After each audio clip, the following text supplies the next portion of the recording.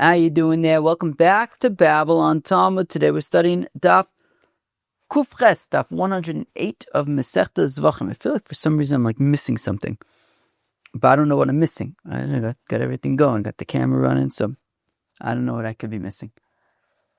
However, before I begin today's Daf, I do want to mention that our friend Reb Ariel Lutati is right now sitting Shiva here in Eretz Yisrael for his mother Ofra, who passed away recently. So I want to send him lots and lots and lots of hugs and loves from us at Babble on Talmud, and also we will have her soul in mind in today's learning of Daf 108 of Masechta Zevachim.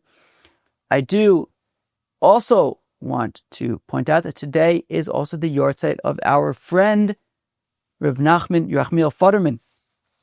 Today's his fourth yahrzeit. Actually, right after I finish recording, I am on my way to Har Menuchis for a visit to our friend of Reb Nachman Futterman. So let us also keep him in mind as we learn Daf Kufches of Masechta Zevachim. Friends,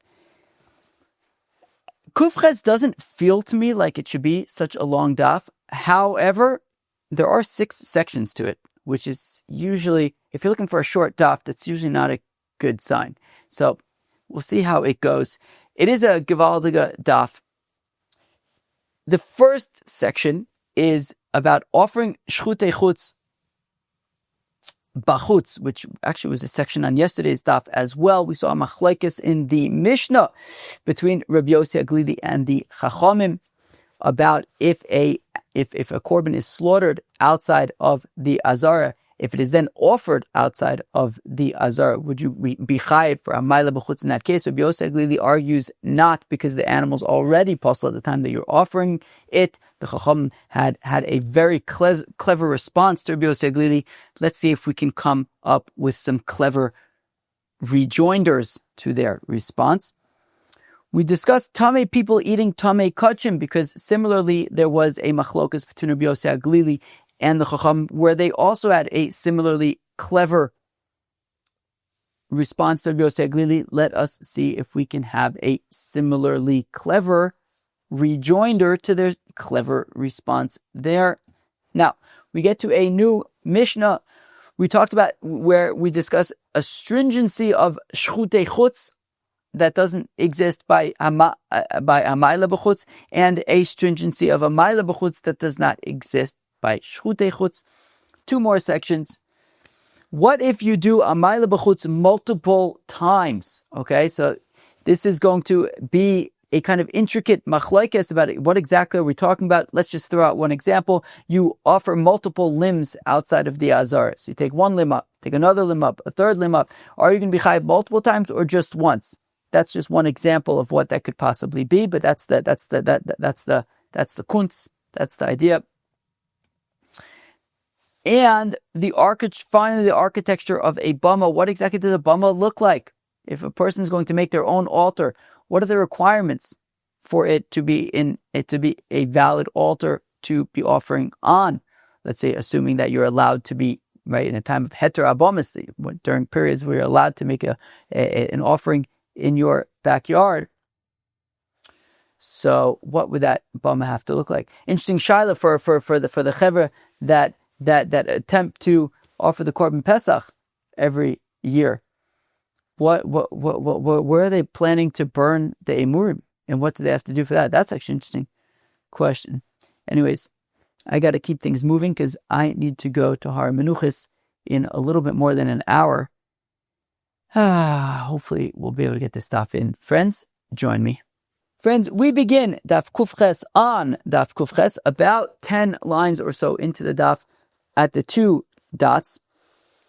Reb Yossi Aglili Omer v'chulei. Okay, this is mamish a gewalt. So of course, as I mentioned in the introduction, this is a reference back to our Mishnah where there was a machlokes between the Chachamim and Reb Yossi when it comes to hama'aleh bachutz. Reb Yossi says that in order to be chayiv, Reb Yossi Aglili says that in order to be chayiv for hama'aleh bachutz, you would have to slaughter the korban in the azara, and then take it out of the azara and offer it outside of the azara. That would be a hama'aleh bachutz. However, if one were to do shechutei chutz, slaughter the korban outside of the azara, the problem with that is that now the korban is already pasul. If you then go and do a hama'aleh bachutz with it, you offer it outside the azara, also you're offering a pasul korban. So Rabbi Yossi HaGlili says that in that case you are potter for a hama'aleh bachutz, since you're trying to be ma'aleh a already pasul korban. To which the Rabbanan responds with a very clever response, and they say, well, I mean, when you slaughter, we don't understand how slaughtering it in the azara helps, because when you slaughter it in the azara,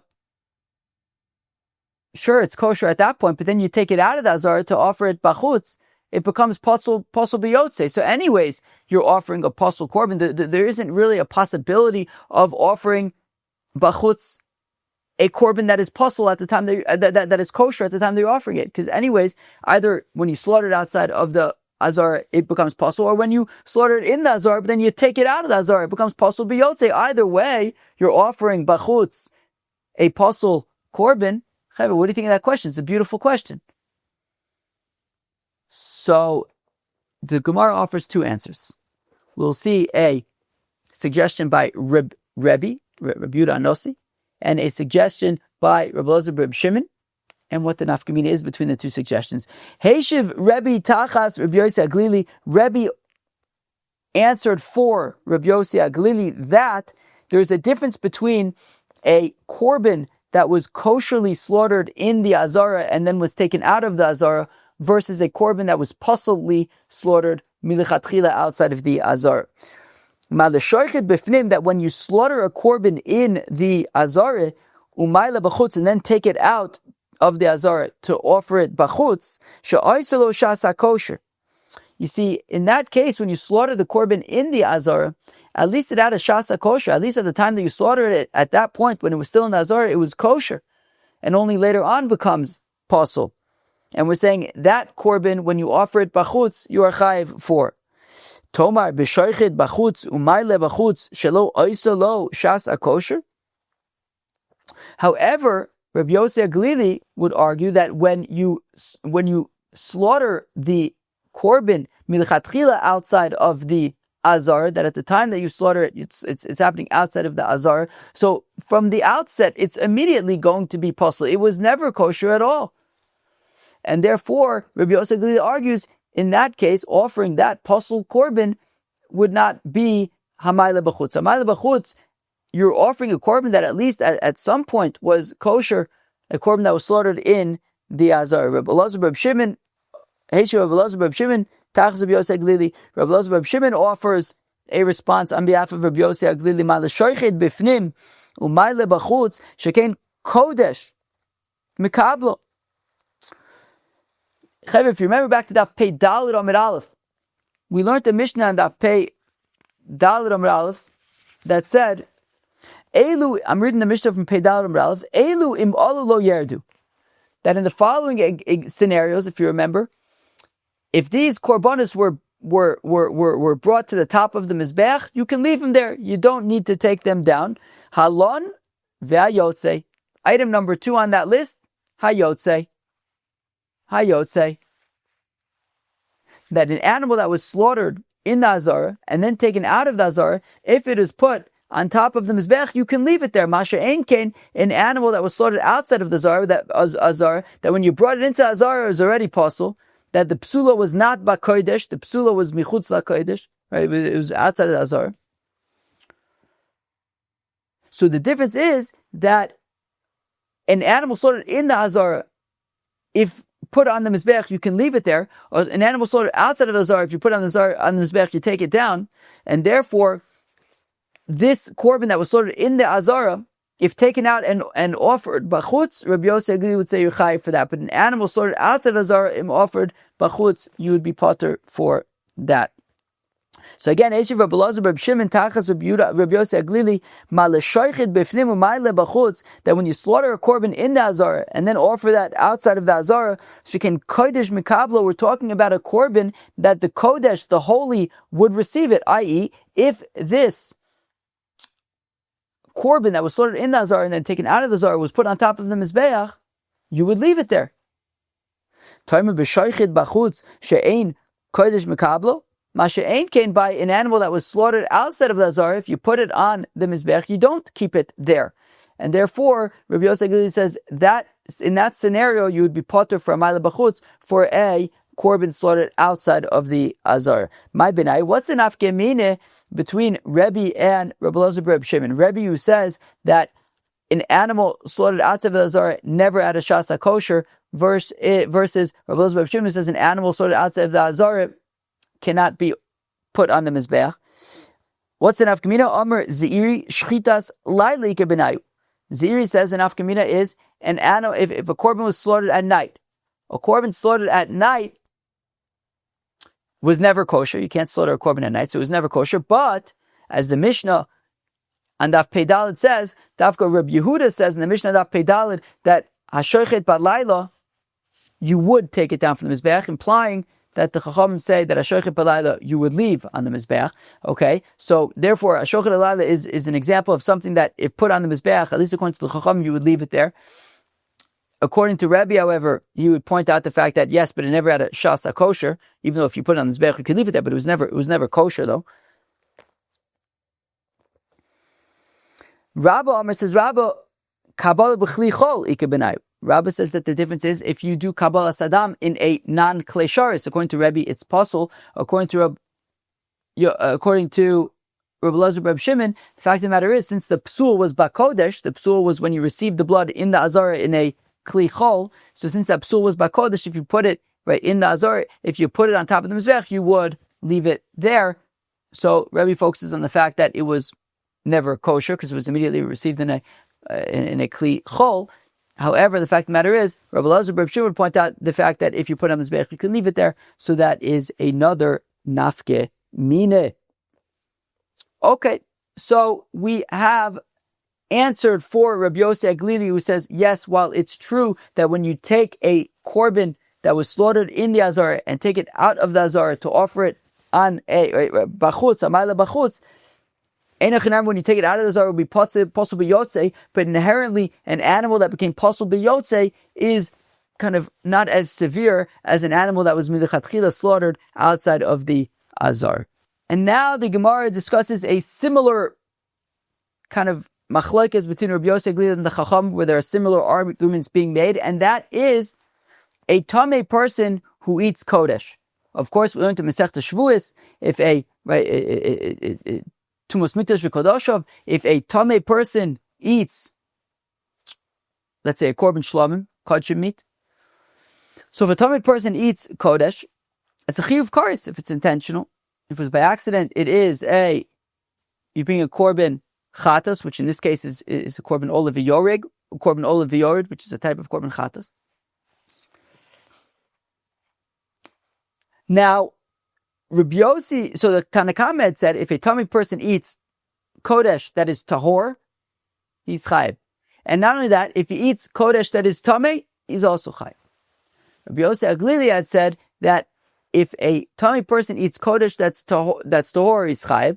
But if a Tamei person eats kodesh that's tamei, says Rabbi Yossi Aglili, he would be potter. He would not be chayiv kares. And by accident, he wouldn't bring a korban chatas. If a Tamei person eats kodesh that is tamei. Now, the Chacham pointed out to Rabbi Yossi Aglili, but wait, what does that mean? At the end of the day, there is no such thing as a Tamei person eating kodesh that's tahor, because the second he picks it up to eat it, he's going to be metami. So, Rabbi Yossi Aglili, why are you saying that a Tamei person who eats tamei, well, let's say a Tamei person who eats tahor kodesh that is tahor is chai, but kodesh that's tamei is potter? At the end of the day, there isn't actually a thing of a Tamei person eating kodesh that is tahor, because once he picks it up to eat it, it becomes tamei. So at the end of the day, either way, he is ultimately eating kodesh that is tamei, right? So that's a good question. right? Why does Rabbi Yossi Aglili say that a Tamei person who eats kodesh that's Tamei is potter? At the end of the day, there's no such thing as kodesh that's tar, because when you pick it up to eat it, it's going to be Tamei anyways. So what does Rabbi Yossi Aglili answer? So I'll say it outside, friends. I think I'm going to say it outside, and then we'll read it inside. I'll tell you what he says, friends. I'll tell you what he says. What he says is a gewaltige Zach. To understand the machlokes between Rabbi Yossi Aglili and the Chachamim, we have to discuss something called ein isser chalal isser. That when you have something that is already usser, we're not going to pile on an additional isser. If it's already usser from one thing, then we're not going to pile on an additional isser. And guess what, friends? Guess what? Yes, there is a chiyuv kares for somebody who's tamei, who eats kodesh that is, let's say, tahor. Right there's an isser kares for somebody who's tamei to eat kodashim, to eat a shlamim meat, for example. It's a chiyuv kares. But let me ask you a question, friends. What about the other way around? What about a person who's tahor, who eats kodesh that's tamei? Of course, a person who's tahor, who eats kodesh that's tahor, highest thing in the world. Eat a korban shlamim. I'm looking forward, friends. We'll share a korban shlamim. It'll be great. Maybe the Chevra Babble and Tamei will get a whole cow. That'll be really big. It's too much to eat in the afternoon. Maybe we'll just get a sheep or something. I'll go upon him. So, what about a person who's tahor who eats kodesh that's tamei? The answer is it's also. You're not allowed to do it. Also midoraisa even. You're not chayiv kares, however. You're not chayiv kares. A tamei person who eats kodesh, chayiv kares. A tahor person who eats kodesh that's tamei, it's a lav. You're not allowed to do it. There's no chayiv kares. You don't bring a korban chatas. If you're warned to get makis, but it's a lav. There's no chayiv kares. Now, that being the case, friends, here's what Rabbi Yossi Aglili is saying. What Rabbi Yossi Aglili is saying is the following. Rabbi Yossi Aglili is saying is the following. That yes, the Chachamim's point is valid. What did the Chachamim say? The Chachamim said that even a person who's tamei, right? Because Rabbi Yossi Aglili said that a person who's tamei, who eats kodesh that's tamei, he's potter. But the Chacham pointed out that, wait, Rabbi Yossi Aglili, there isn't really any possibility to ever have a tamei person who's eating kodesh that's tahor, because the second he touches it, it's going to become tamei. Rabbi Yossi Aglili says, I agree. Rabbi Yossi Aglili says, I agree. In that case, when the person was already tamei, and the kodesh was tahor, and then the kodesh becomes tamei, I agree, he'll be chayiv kares. So meaning, if you have a person who's tamei, person's already tamei, and he's not allowed to eat kodesh. Okay? And if he does eat kodesh, it's a chiyuv kares. He's tamei, right? Tamei shachos kodesh is a chiyuv kares. Now, yes, he's going to pick it up and it's going to become tamei. He's still going to be chayiv kares. Because when he was tamei, there was already the chiyuv kares, there was already also to eat any kodashim. And that would be a chiyuv kares. And even if this kodesh now becomes tamei, that's not going to change the fact that it was already also for him to eat this kodesh. And if he does eat it, it's a chiyuv kares. And therefore, if he now picks it up and makes it tamei before he puts it in his mouth, that's not going to change the fact that there was already a chiyuv kares for him to eat this meat. And whether it becomes tamei because he picks it up or whether because a dead sheretz falls, it makes no difference. From once he becomes tamei, there's a chiyuv kares for him to eat any kodesh. And even if it later becomes tamei, as the Chacham point out that when he picks it up to eat it, it's going to become tamei, enechanami, he's still chayiv kares because he was already chayiv kares michatchila. What Rabbi Yossi Aglili is saying is when it's the other way around. What Rabbi Yossi Aglili is saying is, what if this person is tahor? What if this person is tahor? And there's some shlamim meat. And then that shlamim meat becomes tamei. So now he's tahor. The shlamim meat is tamei. It's also for him to eat the meat. It's not chayiv kares. He's tahor. It's not chayiv kares if he eats the meat, but he is alive. It's also midoraisa to eat that meat. Right? V'chol basar tiga b'chol tamei lo yachal or something. B'chol basar shetiga b'chol tamei lo yachal, something like that. It's a lav in the Torah. That you're not allowed to eat any kosher meat that's tamei. So in that case, where he's tahor and this meat is already tamei, where he's tahor and this meat is tamei, so there's already a lav, not a chiyuv kares, but there's a lav for him to eat that meat. And what Rabbi Yosef is saying is that now if he becomes tamei, and now there's a chiyuv kares for a tamei person to eat kachim, we're going to say that he's not going to be chayiv kares because he was already chayiv, it was already asur midoraisa, a lav ba'alma when he was tahor and the meat was tamei, he was already not allowed to eat it because it was a lav, no chiyuv kares, but a lav. Now that he becomes tamei, we're saying he's not going to be chayiv kares because en isur chalal isur. He was already asur to eat that meat because it was tamei and he was tahor. He was already asur. When he now becomes tamei, we are not going to now add a new isur, which is a tamei shachol as a kodesh is chayiv kares. We're not going to add that on. That's what Rabbi Yossi Aglili is saying. What he's saying is that if he was tahor and the meat was tamei, the kodesh was tamei, and he was already asur to eat that meat, when he becomes tamei, he's potter from a chiyuv kares since he was already chayiv since the meat was tamei. And I'll go further. I'm digging in. I'm going further and I'm going to explain the final piece here. And then we'll read it inside and it'll go smooth.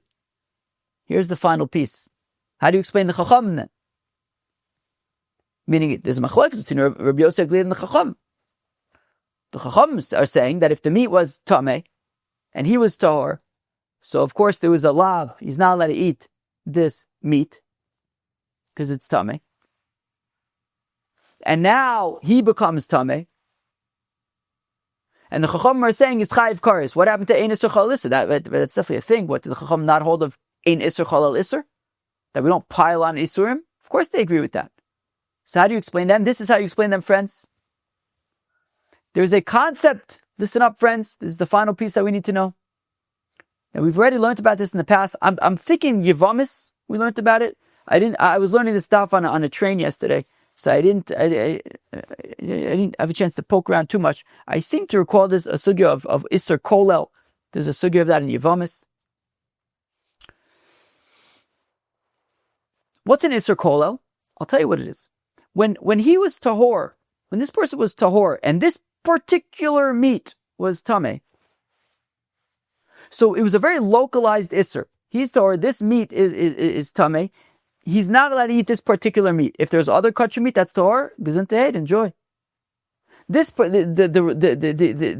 issur was limited to the relationship between him and this particular meat that's kodesh, that is tamei. He's not allowed to eat that meat. It's localized to that. When he becomes tamei, all of a sudden now he's not allowed to eat any kachim. All of a sudden, all kachim that a minute ago he was allowed to eat because it was tahor and he was tahor. All of a sudden now he's not allowed to eat any kachim. So now when he becomes tamei, the scope of the prohibition against eating kosher meat is expanded to now all kosher.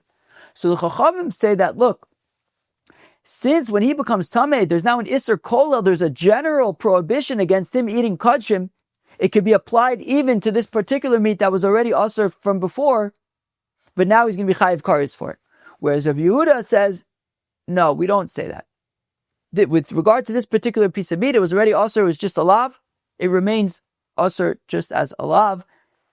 There's not going to be a chiyuv kares for him vis-a-vis this particular meat, which was already tamei. So when Rabbi Yossi Aglili says that a person who's tamei, that eats kosher meat that's tamei, he's potter, he's talking about kosher meat that was already tamei before he became tamei. That there's a period when he was tahor and this meat was tamei. When he becomes tamei, nothing's going to change because ein isur chalal isur. Friends, let us now read this inside. There was a lot of information there, but I think it was good that we kind of put it all out on the table milchatchila, and now we could just kind of read through it. Tamei she'achal bein kodesh v'gomer v'chulei. So the chacham had said that a tamei person who eats kodesh, whether the kodesh is tahor or even if it's tamei, he will be chayiv kares. Rabbi Yosef Glili said that he's not chayiv kares if the meat is tamei. The question is why. They said to him, look, at the end of the day, even a tamei person who eats tahor kodesh, when he picks it up to eat it, it's going to become tamei anyway. So even, you're not really ever going to have a scenario where you're eating tahor kodesh. So Shaper Kamer, the rabbis have a good point. How could Rabbi Yosef Glili say you're only chai for tamei who eats tahor kodesh? At the end of the day, when he picks it up, it's going to become tamei anyways. So when are you ever going to be chayv? So on my Ravis, Ravis says, look, kolecha din nitma tumas aguf ve'achar kach nitma baser duchli amaloi plige dechayav shekain. Again, techa din nitma tum exactly nitma tumas aguf ve'achar kach nitma baser duchli amaloi plige dechayav shekain. I'm going to add a word here. Kadma tumas aguf bekaris. To which the Gemara says, Rava says, look. Rabbi Yosef Glili agrees with what the Chachamim are saying. That yes, if he was already Tamei, and then he picked up this meat to eat it, and now he makes the meat Tamei, of course he's going to be Chayiv Kares, because he was already Chayiv Kares from the fact that he was Tamei. I'm going to read that again. Amar Rava says, Rava kolecha de nitma tumas aguf, where he was already Tamei. V'achar kach nitma basar, and then afterwards the meat became Tamei. Because let's say he picked it up to eat it, or however else it became tamei, but already there was a relationship of a chiyuv kares from the fact that he was tamei. Of course, he's going to be chayiv kares shekain kadma tumas aguf bekares, because the chiyuv kares of him being tamei was there milichatchila. Ki plige, where they argue, is bishanitma basar, when he was tahor and the meat was already tamei, in which case they already had a relationship which was usur, it was a lav, but it was not a chiyuv kares. V'achar nitma guf, and now he becomes tamei. In which case, by eating kodesh, there's a now chiyuv kares. The question is that chiyuv going to be? Is the chiyuv kares now going to be added to this piece of meat that was already also midaraisa? The rabbanan savri aminan migo. The rabbis say migo. What migo? Well, since he is now that he is tamei, there's an Isser Kolel that he's not allowed to eat any kodashim at all, so it will be applied to this particular meat that was Tamei Milchatchila anyways. He will apply to this as well, and he will be Chayiv Kares. Rabbi Yosef Glili Savid Lo Aminan Migo, and Rabbi Yosef Glili says we don't say Migo. Yes, it's true that now that he's Tamei, all Kodesh is Asur to him, not just this particular meat, and that by all of the other Kodesh there will be a Chiyuv Kares. However, vis-a-vis this particular meat that was already usher from before, it remains simply a lav. Even though there's this Isser Kolel, Reb Yosef Glili says, nonetheless, we won't say, right? We say, ain't Isser Kolel Isser, and it will be a lav, but there won't be a chiyuv kares vis-a-vis this meat that was already tummy. Rabbi Yossi, nami, nehi, demigo lo aminon, teisi tumas haguf, tichamir v'tochel al tumas bos. So the Gemara asks an interesting question though. That even if Rabbi Yossi Glili doesn't want to say migo, right? He wants to say, I know that it's an Isser Kola, but still it doesn't matter, it was already Asr. The thing is, what about the fact that as we know, when the meat was Tamei and he was Tahor, the Isser was simply a lav, there was no Chiyuv Kares. But now that he's Tamei, we're talking about a Chiyuv Kares. That's more Chamor. Shouldn't that up the ante? Right? If we talk about, let's say, Kamli B'derabamine, let's say, I don't know if Kamli B'derabamine necessarily fits in here. I can see how maybe it's a question. But okay, forget about well, conceptually, Kielu, if there are two prohibitions that would apply to this meat, one is simply a lav, one is a chiyuv kares, shouldn't we say that since the chiyuv kares is more chomer, that would be the one that would be chayiv for? So Amr B'ashi, the thing is, chomer is relative. Nimai de tumas aguf chomer. How do you know that tumas aguf, that now he's chayiv kares, is more chomer? Sure, maybe the punishment is more chomer, kares versus a lav. However, Dilma tumas basar chamura shekain ein l'tayr b'mikvah. But you can argue that tumas basar is actually more stringent than tumas aguf. Because while yes, tumas aguf, the punishment is more stringent, it's a chiyuv kares, but ultimately you can get rid of tumas aguf. Go to the mikvah. You no longer tamei tumas aguf. Tumas basar, even though the prohibition is only a lav, but you can't get rid of it. You can't just put meat in the mikvah. So therefore, maybe that's more stringent. So therefore, to say that he should be chayiv kares because it's more stringent, stringency is relative. It's more stringent in terms of the punishment, but it's more lenient in that you can just go to the mikveh and make it go away. Okay, Givaldi. Okay, so that was understanding the machlokas between Rabbi Yosef Glili and the Chachamim vis-a-vis a tamei person who is eating kodesh that is Tamei in understanding in what scenarios Rabbi Yossi Aglili argues with the Chachamim, and in what scenarios he agrees with the Chachamim that there would be a chiyuv kares even for a Tamei person eating Tamei kodashim. Okay, and now we get to a new Mishnah. Chomer be-shchita mi ba'aliyah, u'v'aliyah mi be-shchita. When it comes to shechutei bachutz, there's a particular stringency. When it comes to hama'aleh bachutz, there's also a particular stringency. And here they are. Chomer be-shchita, the stringency when it comes to shechutei bachutz, is that shechutei lehedget chayiv. That a person who is shechutei bachutz for his friend, okay, so he takes the korban shlabim that's supposed to be offered in Nazar, and he takes it out of Nazar, and he slaughters it, and he's going to have a barbecue with his friend. Or he's even going to slaughter it and give it to his friend. Chayiv. Whereas if a person offers a korban bachutz, and he's not offering it to God, he's offering it because he wants to worship his friend. It's a shayla about avodah zarah, but in terms of hama'aleh bachutz, you would be potter for that.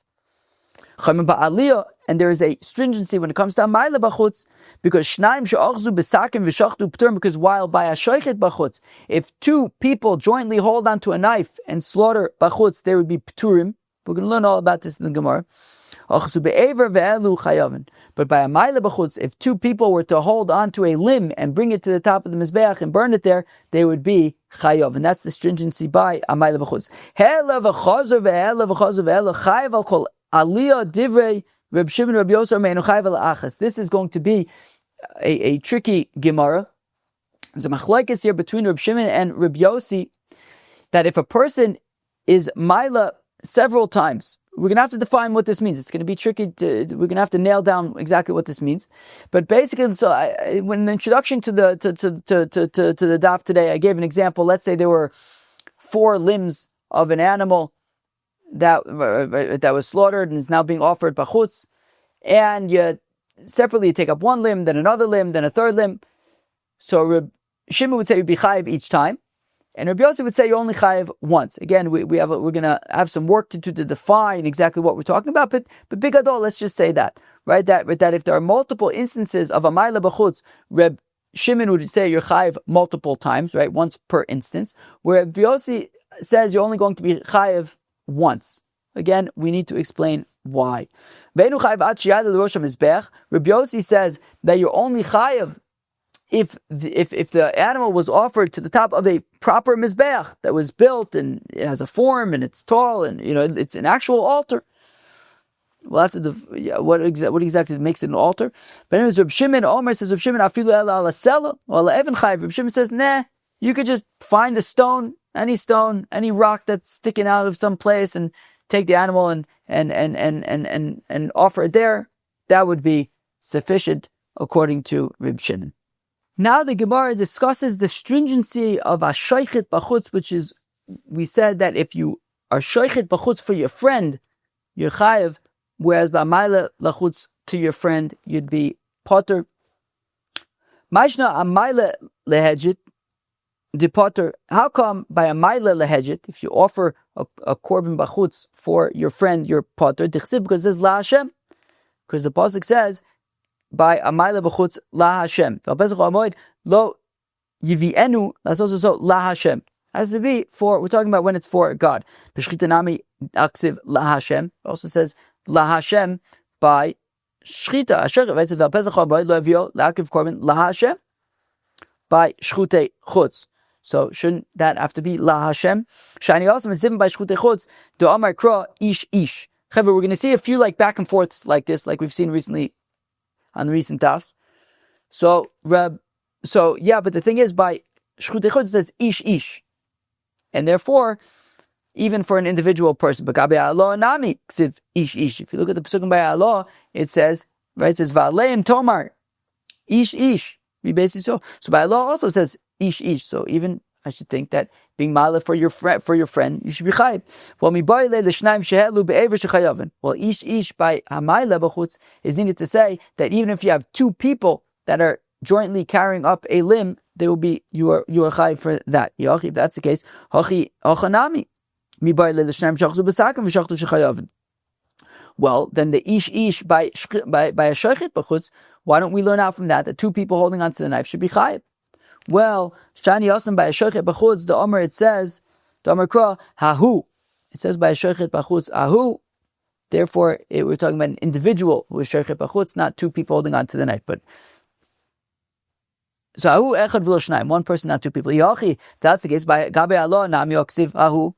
But by Allah bachutz, it also says hahu. So again, we should say one person carrying up the limb, not two people. Well, mibaile, that is needed. Limute shogeg anus umute. Well, by hama'aleh bachutz, hahu is needed to exclude. Right, it has to be ba'avayoso. It has to be his own doing, to the exclusion of if it was a mistake, or if he was forced to be ma'aleh bachutz, or if he was tricked into doing it. Okay, but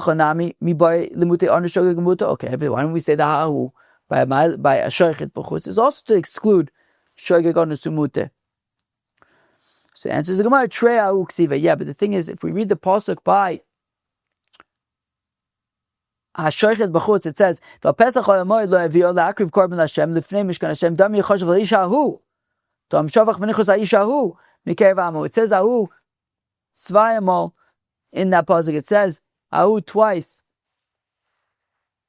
in that pasuk, and therefore one of them is to teach that if you're that one person who slaughters is chayiv, and the other is to teach is to exclude shogeg anus umute. But by hama'aleh bachutz there is only one hahu, and that would be to exclude shogeg anus umute. Vel Hashem lamali. So then, why by ashochet bachutz does it say la Hashem? We're saying it doesn't have to be la Hashem. It could even be for your friend your chayiv.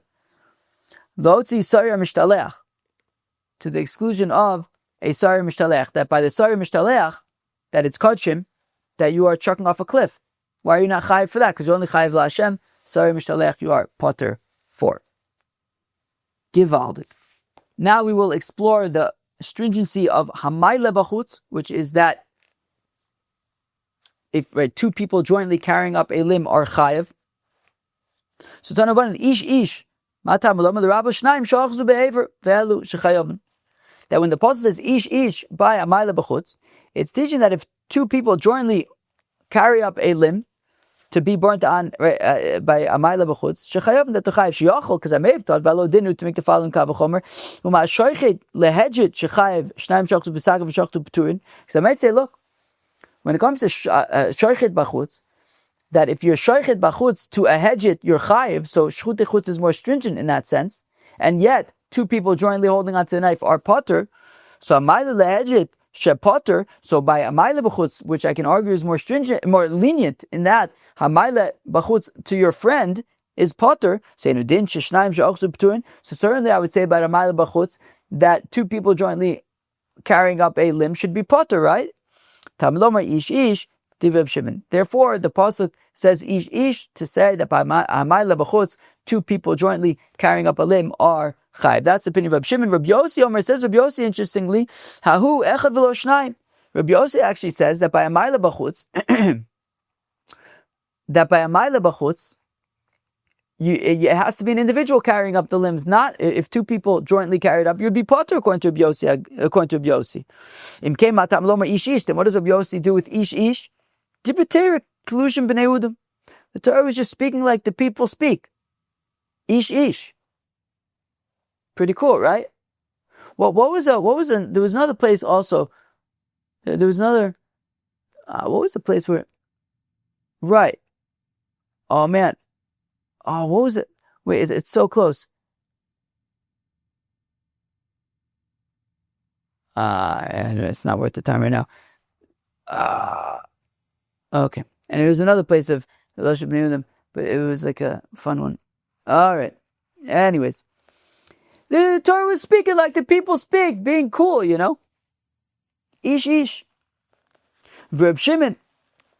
What am I doing? Do. Ish. Okay. Right. Okay. So Rabbi Yossi says that you need an individual. What do you learn from ish? It's just kodashim b'nei Odom. Now Reb Shimon, Reb Shimon says that ahu from which Rabbi Yossi says that's being individual, Rabbi Shimon says no, that was coming to exclude shogeg on a sumute. Rabbi Yossi, mehu, hahu. Rabbi Yossi says, well, it could have just said who, but it says hahu, so you can learn out two things. You learn out both the mute shogeg on a sumute, and also that by hama'aleh bachutz we're talking about an individual bringing up the limb. Reb Shimon hahu lo darish, whereas Reb Shimon doesn't learn out hu hahu. Therefore, hahu is limute shogeg on a sumute, and ish is to say that you're chayiv for jointly carrying up a limb, according to Reb Shimon. Reb Yossi midahai ish dibitar kalushim b'nei udam hahu ish nami dibitar kalushim b'nei udam. If we said that ish by, there's a question for Reb Yossi. If we said that ish by hama'aleh bachutz is just speaking the way the people speak, so then ish by a shechutei bachutz should just be speaking the way the people speak. So then how do we know that you're chayiv for shechutei bachutz for your friend? So ve'ela shechutei lehedget min oli dechayiv. And how do you know you're chayiv for a shechutei lehedget? So nafkele me dam yechashiv la'isha hu dam shafach va'afilu shechutei leish. Even if you're just slaughtering for your friend, still dam yechashiv la'isha hu dam shafach, that you will be chayiv for that as well. That's how Rabbi Yossi learns out that you're chayiv for slaughtering bachutz for your friend. Okay, friends, I have a half an hour now until I need to leave the house to go to Har Menuchis. I'm a little bit nervous. I'm not going to make it, but okay. Anyways, what if you do hama'aleh bachutz multiple times? Okay, this is a tricky sugya. I want to preface this sugya by mentioning a machlokes that we saw, I believe it was yesterday. Today's Daf Kuf Ches. What was Daf Kuf Zayin? I think it was yesterday. Yeah. Yesterday we saw a machlokes between Rabbi Shmuel and Rabbi Akiva. We saw a machlokes yesterday between Rabbi Shmuel and Rabbi Akiva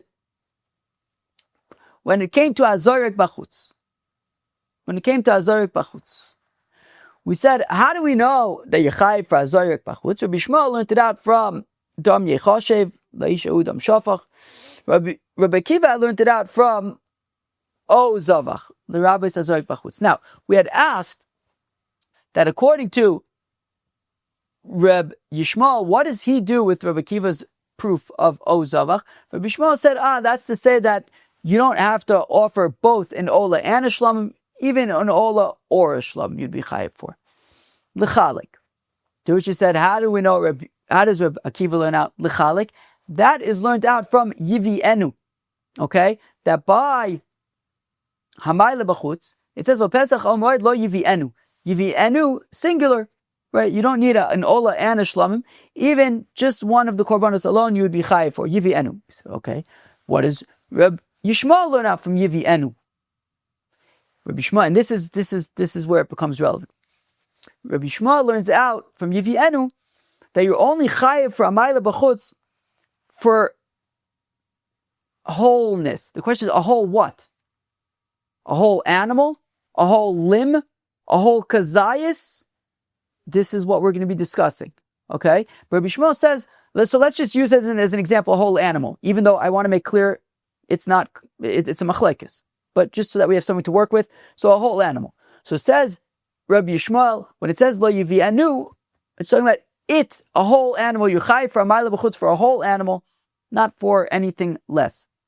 How does Rabbi Akiva know to learn out a whole? They only chayiv for a whole animal for hama'aleh bachutz.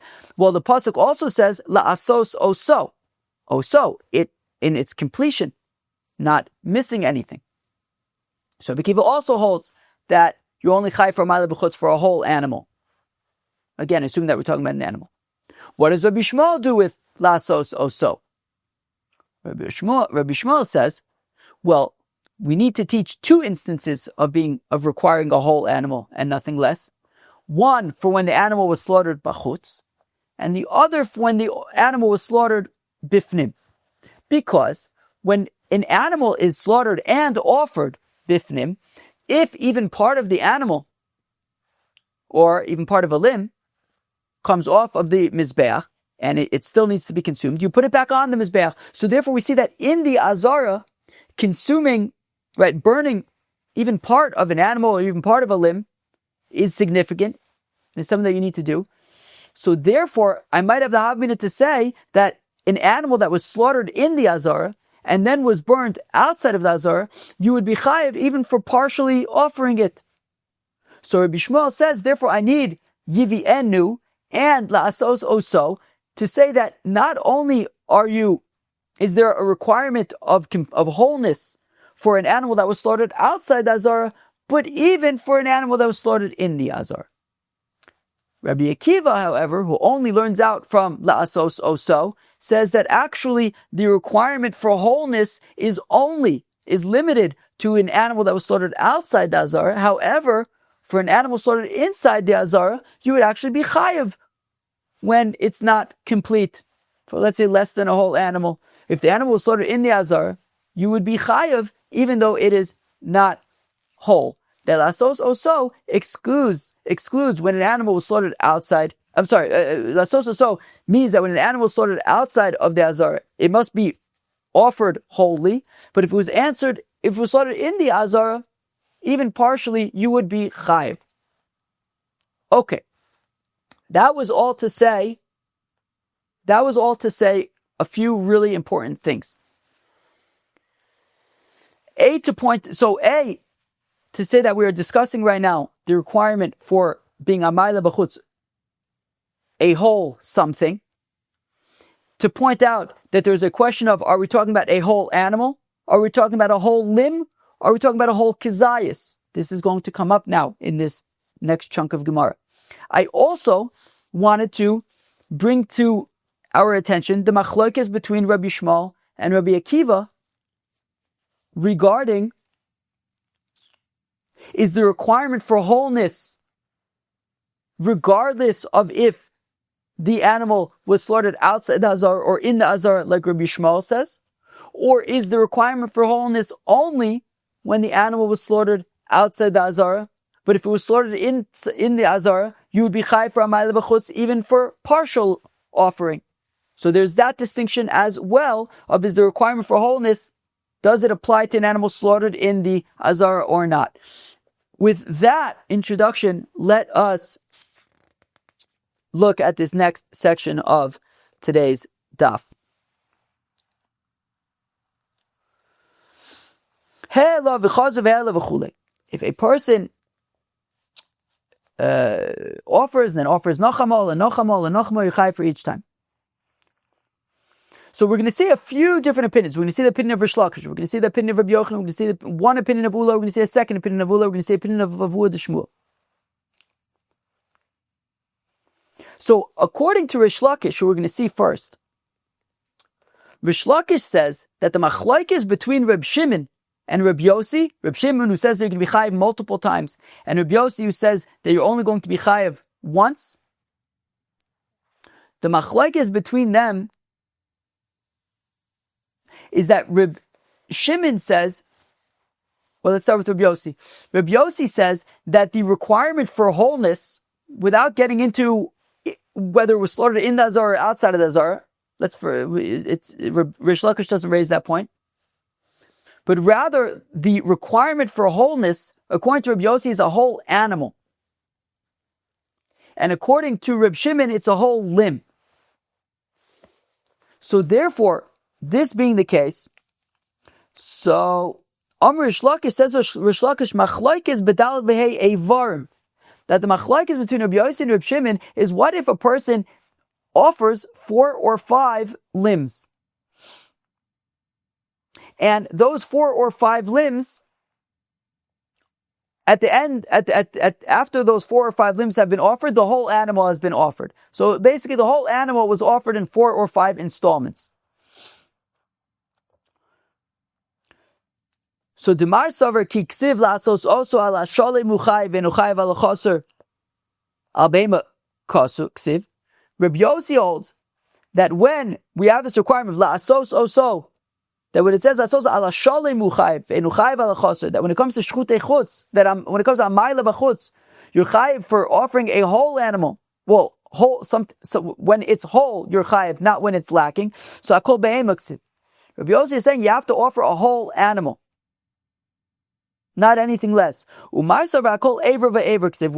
Reb Shimon says that that's a reference to each limb. You have to offer whole limbs, not partial limbs. And therefore, aval aver echad. Oh, 1 second.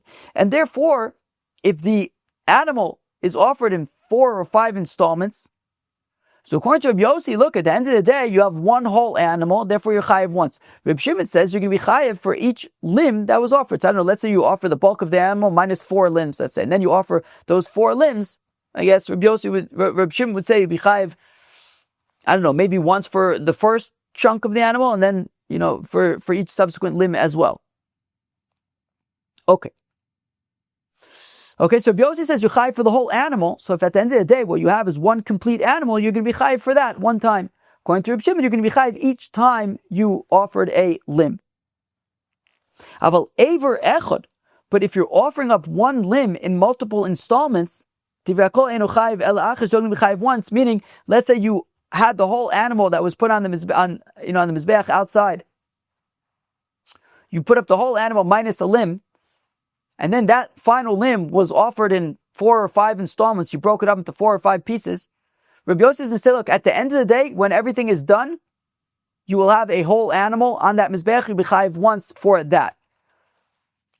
Rabbi Shimon would also say, aside from whatever you'd be chayiv for bringing up the rest of the animal that was up there, in terms of this particular limb, also he would say it has to be a whole limb. You're not going to be chayiv for 4 or 5 installments for bringing up the limb in multiple installments. Rather, once you have that whole limb, that at that point you'll be chayiv for that limb. Okay, so according to Rish Lakish, the machlokes between Rabbi Yossi and Rabbi Shimon is about, are we talking about a whole animal, like Rabbi Yossi says, or a whole limb, like Rabbi Shimon says, in which case if you bring up multiple limbs, Rabbi Shimon would say you're chayiv multiple times, whereas Rabbi Yossi would say, look, if it's a whole animal, you'll be chayiv, but anything less than that, you'll be potter. Now, Rabbi Yochanan says, that according to Rabbi Yossi, and both Rabbi Yossi and Rabbi Shimon agree, we're talking about a whole limb. Okay? According to Rabbi Yochanan, Rabbi Shimon and Rabbi Yossi are not arguing about it. We're talking about an animal, a limb, a kazais. They're talking about a limb. That if you offer up a whole limb, you are going to be chayiv. Anything less than that, you're going to be potter. The thing is, as we mentioned, there's a machlokes between Rabbi Shmuel and Rabbi Kiva about does this requirement for wholeness apply to animals that were slaughtered in the Azara as well. So therefore, the machlokes is going to hinge around, what if you offer a limb in 2 installments? According to Rabbi Shimon, he says like Rabbi Akiva, that there's no requirement for wholeness if the animal was slaughtered in the Azara. So for an animal that was slaughtered in the Azara, and then was offered, and then its limb was offered outside of the Azara in 2 installments, since there's no requirement for wholeness for an animal slaughtered in the Azara, Rabbi Shimon would say,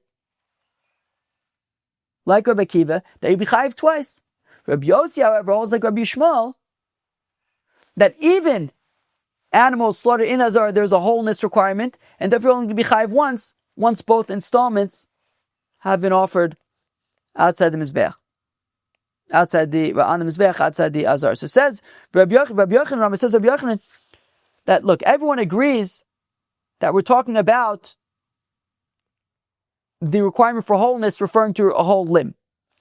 But the machlokes between Rabbi Yossi and Rabbi Shimon regards an animal that was slaughtered in the Azara, and its limb was then offered outside the Azara in multiple installments.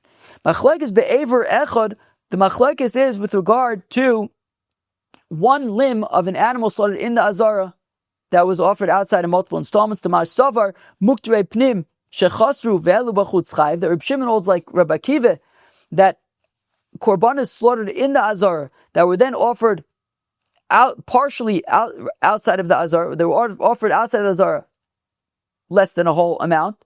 You are chayiv for Umay savar. Whereas Rabbi Yossi holds like Rabbi Shmuel that the requirement for wholeness applies also to animals slaughtered in the Azara. Umay savar potter, whereas Rabbi Yossi says you would be potter for less than a whole limb. If you then offer the whole limb, that would be then you'd be chayiv. But not so long as it's less than the whole limb, you'd be potter. Aval bedal ve'evarin. But if we're talking about offering whole limbs, 4 or 5 whole limbs, everyone agrees. Everyone agrees you'll be chayiv 4 or 5 whole times. you'll be chayiv. Everyone agrees you'll be chayiv for each whole limb that was offered, because the wholeness requirement is talking about a whole limb. Ufliga de ula. Now this argues with ula. The fact that Rabbi Yochanan had said that the machlokes between Rabbi Yossi and Rabbi Shimon is with regard to an animal that was slaughtered in the Azara. And the question of, is there a requirement of wholeness for animals slaughtered in the Azara? Rabbi Shimon says you'll be chayiv for a partial animal. Rabbi Yossi says you need a partial limb. Rabbi Yossi says you need a whole limb. Ula says no. Everyone agrees there that you would be chayiv, right? Okay, so Ula says no. There is no machlokes so in terms of the question of an animal that was slaughtered in the Azara, and then part of a limb was offered out of the Azara, everyone agrees like Rabbi Kiva that you're chayiv. Rabbi Yossi would say you're chayiv for that. Again, to Amar Ula says Akol Modim, everybody agrees b'mukterei pnim, that an animal that was slaughtered in the Azara, shechatzru, that there was part of a limb, v'helu bachutz, that was offered outside of the Azara, shechayev, that you're going to be chayev. Like Rabbi Kiva says, that there's no requirement for wholeness when it comes to an animal that was slaughtered in the Azara. Lo nechliku ela, the machlokes between Rabbi Yossi and Rabbi Shimon is b'mukterei chutz, which is very interesting. What if this was an animal that was slaughtered outside of the Azara, and part of a limb was offered on the Mizbech? Now you might be thinking, as you should be, wait, if we're talking about an animal that was slaughtered outside of the Azara, doesn't everybody agree? Rabbi Shmuel, Rabbi Akiva, everyone agrees. An animal slaughtered outside of the Azara, of course there's a requirement of wholeness. How could there be machlokes about, now a part of a limb was offered on the Mizbech, bachutz? How could there be machlokes? Everybody should say potter. There's a wholeness requirement. Shechatzru v'helo bachutz, that a part of a limb of an animal slaughtered outside of the Azara was offered on a Mizbech outside of the Azara. To my sover potter, Rabbi Yossi, of course, says potter. Well, my sover chayv, but interestingly, Rabbi Shimon says chayv. How could that be? It's because the requirement for wholeness is being defined by the requirement for a kazayis. That so long as there's a kazayis, Rabbi Shimon would say that you're chayv. Whereas Rabbi Yossi says, no, you need a whole limb. So according to Ula, the machlokes between Rabbi Yossi and Rabbi Shimon is once, just like Rish Lakish had defined the machlokes about wholeness, right? Is it about being a whole animal or a whole limb? Ula is defining the machlokes between Rabbi Yossi and Rabbi Shimon about, do you need a whole kazayis or do you need a whole limb? Rabbi Yossi says you need a whole limb. You can be possible for less than a limb. Rabbi Shimon says you need a whole kazayis. As long as you have a kazayis, you'll be chayav, even if you don't have a whole limb. To those who say Amar Ula, that Ula essentially agrees with Rabbi Yochanan, Hakol Modim b'mukterei chutz. Everyone agrees that when the animal is slaughtered outside of the Azara, shechatzru v'helo bachutz shehu potter. Everyone agrees that an animal slaughtered outside of the Azara, if you have part of a limb that's offered hama'aleh bachutz, of course you're going to be potter because you need a whole limb. Lo nechliku ela, the machlokes is when you have part of a limb from an animal that was slaughtered in the Azara, would you, and then it's offered outside of the Azara, would you be chayiv for that? And just like Rabbi Yochanan said, Rabbi Yossi says like Rabbi Shmuel that you'd be potter, and Rabbi Shimon says like Rabbi Kiva that you'd be chayiv. B'mukterei pnim shechatzru v'helo bachutz to my saver potter. Rabbi Yossi says potter like Rabbi Shmuel, my saver chayiv. Rabbi Shimon says chayiv like Rabbi Yossi, like Rabbi Akiva would say. Ufliga davua de Shmuel. Now I believe the Shmuel alishna kama de Ula. The first opinion of Ula, where he said that everyone agrees, Rabbi Yossi, Rabbi Shimon, they all agree, like Rabbi Akiva, that you'd be chayav for a limb that was partially, right, that if you slaughter a korban in the Azara, and then part of a limb was offered outside of the Azara, you would be chayav, right? According to the first lashon of Ula, Rabbi Yossi and Rabbi Shimon agree that an animal slaughtered in the Azara, and then part of a limb that was offered outside the Azara, you'd be chayav for that, like Rabbi Akiva. How come that is? What's the theory behind that? Well, because in the Azara, if you slaughter if an animal is being burnt, slaughtered in the Azara, offered on the Mizbech in the Azara, and part of a limb comes off the Mizbech, you'd have to return that part of a limb. And therefore, if that part of a limb is offered outside of the Azara, you'd be chayav for that as well. So that assumes that Rabbi Yossi agrees that if part of a limb comes off the mizbeach, it has to be put back on the mizbeach. But however, Avur Dishmuel says, the Amar Avur Dishmuel, Kiman Ma'adrinan Pokin the Gab Mizbeach, like who do we return parts of limbs that come off the mizbeach, we put them back on the mizbeach? Kiman Delok Rabbi Yossi, I'll tell you it's not like Rabbi Yossi. Rabbi Yossi would say that you wouldn't have to put back part of a limb, and if that's the case, you wouldn't be chayav, right? Then you don't have the theory to say that Rabbi Yossi would say that you'd be chayav for part of a limb of an animal slaughtered in the Azar that was offered outside Azar. Chevra, that was a bit tricky. I hope that I explained it somewhat clearly. Okay, and now hopefully we can get through this last section quickly and do a chazorah quickly and everything, because I have to be at the Futterman's house in 13 minutes. Let's see. Says the Gemara, between Rabbi Yossi and Rabbi Shimon, does the mizbeach have to be an actual mizbeach, or can it just be like a, stone or something? So Amar Ravuna, my time with Rabbi Yossi, says Ravuna, why does Rabbi Yossi say it has to be an actual mizbeach? It says Noah, after the flood, he built a altar to the Rabbanu Shalom. So, and that obviously wasn't in the Mishkan or anything, and it was an altar nonetheless. And Rabbi Yechanan, my time with Rabbi Shimon, says Rabbi Yechanan, why does Rabbi Shimon say it could just be a rock or a stone? The Apostle says, Vayikach manoyach as kedir izim v'samincha v'al al atzur la'Hashem. Because it says by Shimshon's father Manoyach that he offered a goat and a flour offering just on a stone. What does Reb Shimon do with the fact that Noach built a mizbeach? How gova bamah? It doesn't mean that he had to build a mizbeach, but it certainly was more convenient to build a mizbeach, that there's a little bit of height and you're not crouched all over the floor. And what does Reb Yossi do with the fact that it says Manoach just made an offering on a stone? So that was an exception allowed just for that time. Alternatively, Shimon. Alternatively, this is why Reb Shimon says you could just use a rock or a stone. Kidetani, the pasuk says by shechutei chutz. Reb Shimon Omer mizbeach pesach oil moed. It says that the mizbeach is by the oil moed. Mizbeach bebamah. There's a requirement for a mizbeach by the oil moed. There isn't a requirement for mizbeach when we're just talking about a bamah. The fichach, therefore, helo ala sela or ala even chayv.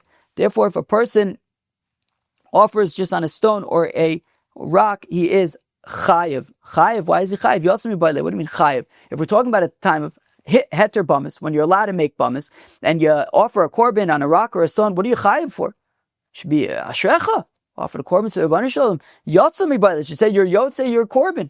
What are you chayiv for? This was like the fichach. Therefore, because at a time of heter abamas, it would be a rock or a stone is a valid bama. So b'shas iser abamos, when bamos are not allowed, helo al asela al even chayiv. Therefore, during a time when bamos are not allowed, if you do offer a korban simply on a stone or a rock, you're going to be chayiv for that, because that would technically be a valid altar for a valid bama when bamas are allowed. By Rabbi Yossi Rabbi Chanina asks, Keren v'kevesh v'yisod v'ribua, the requirements of a mizbeach to have horns at the top, and have a ramp, and have a yisod, and be square. Ma'ushi ya'akv b'bama, are those requirements by a bama as well?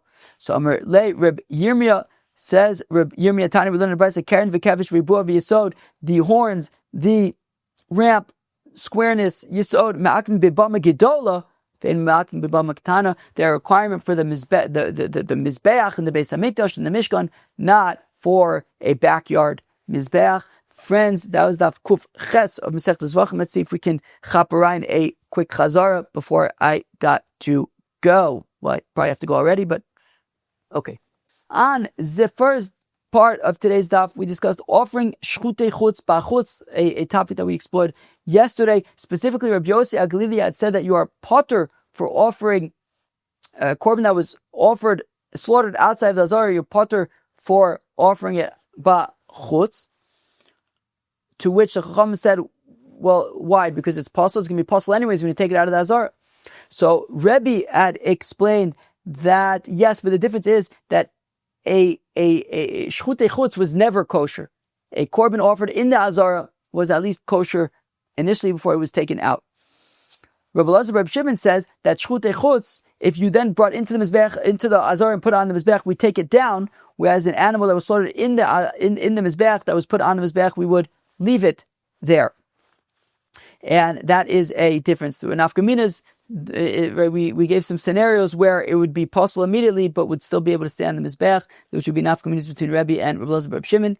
Now, we discussed Tamei people eating Tamei kodashim, to which the rabbis asked against Rabbi Yosef Aglili, I don't understand. You're saying that Tamei people eating Tamei kodashim is potter, but I don't get it. There isn't really any such thing as a Tamei person eating Torah kodashim, because by the time he picks it up to eat it, it becomes Tamei. To which Rabbi Yosef Aglili says, look, there's a concept of ein iser chal al iser, and the thing is that look, I agree with you that if the person was Tamei before the meat was, well, then there would be a chiyuv kares, and when he picks up the meat, it'll become Tamei. I agree with you that in that case there will be a chiyuv kares. Where I disagree is when the meat was already Tamei, and therefore it was already asur to him even when he was tahor. So then, when he becomes Tamei, ein iser chal iser, we're not going to add an iser that is a chiyuv kares onto it already, the iser that was just a lav, even though the iser that is being added is an iser kolel, in that now that he's Tamei, he's not allowed to eat any kodashim, not just this particular meat. Whereas the chachamim say, I have that should be an A, and that should be an M. The chachamim say that when there's an iser kola like this, we will say that iser. So in general, ein iser kol iser, but here because we're talking about an iser kola, that now that he's Tamei, he can't eat any kodashim, it would even apply to this particular meat, and you would be chayiv kares. We discussed the stringency of shechutei chutz, that by shechutei chutz, you are chayav, even if you just shochet bachutz for an individual, whereas by hama'aleh bachutz, to an individual, you would be potter. The stringency of hama'aleh bachutz is that two people carrying a limb to the top of the mizbeach are chayiv, even though two people holding a knife and slaughtering bachutz would be potter. Rabbi Yossi says that actually two people carrying a limb are actually potter. What if you do hama'aleh bachutz multiple times? Okay, Reb Shimon, of course, says you can be chayiv multiple times. Reb Yosef says you chayiv once. This was a big machlokes, a three-way machlokes about what are we talking about. Rish Lakish says the machlokes be'etzim is about, are we talking about a whole animal, or are we talking that the requirement for wholeness is a whole animal, or the requirement for wholeness is a whole limb? And if you offer multiple limbs, would you be chayiv multiple times for that? Rabbi Yochanan says that everyone agrees that wholeness refers to a limb. The question here, the machlokes, is whether you're chayiv for partial offering of an animal slaughtered in the azara. If the animal was slaughtered in the azara and then was partially offered outside of the azara, like a part of a limb, would you be chayiv for that? Reb Shimon holds like Reb Akiva that yes, you'd be chayiv for that. Reb Yossi holds like Rabbi Shmuel that you would not be chayiv for that. Ula says that the machlokes is actually between Rabbi Shmuel and Rabbi Shimon, Rabbi Yossi and Rabbi Shimon, about is the requirement for wholeness a requirement for a whole kazayas, like Rabbi Shimon says according to Ula, or the requirement for a whole limb, like Rabbi Yossi says according to Ula. And finally, we discussed the architecture of a bamah. Rabbi Yossi says it has to be like a mizbeach, it has to have some height, and Rabbi Shimon says that it can even just be a stone or a rock. Chevre, I am going to run. Hopefully it won't be too late. And once again, I hope that the souls of our friend Ariel's mother Ofra and our friend Reb Nachman Yerachmiel, their souls have a major aliyah. Chevre, have a great day. I'll catch you tomorrow. Peace.